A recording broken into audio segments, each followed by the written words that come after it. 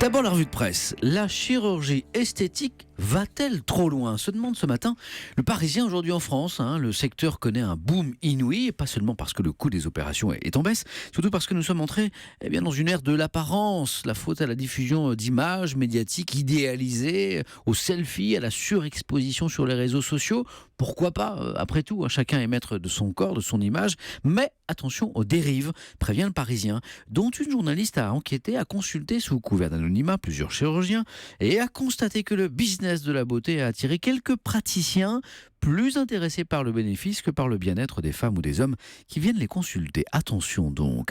Plutôt qu'à notre visage, c'est à celui de la planète que Libération s'intéresse ce matin, posant cette question: faudra-t-il juger le président américain Donald Trump pour crime contre la planète ? Lui qui a décidé, on vous en parlait hier, de démanteler le plan d'Obama sur l'énergie pour relancer l'industrie du charbon. Colère de Nicolas Hulot dans les colonnes de Libé. Pour l'écologiste, les décisions de Trump sont un doigt d'honneur à toutes les victimes du changement climatique, aussi aux pays qui sont engagés dans ce combat. Pour Nicolas Hulot, le président américain commet en fait un triple crime contre l'avenir, contre la nature et contre l'humanité.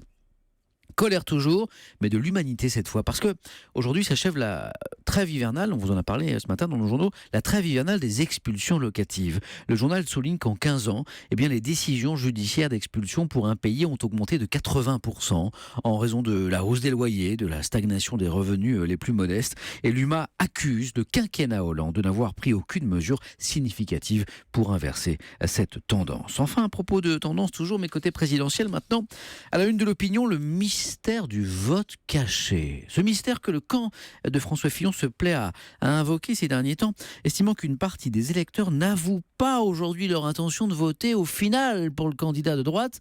Un vote Fillon qui serait sous-évalué par les sondeurs parce qu'il ne serait pas politiquement correct. L'idée serait qu'au final, dans le secret de l'isoloir, l'électeur de droite revienne aux fondamentaux et passe l'éponge sur les affaires.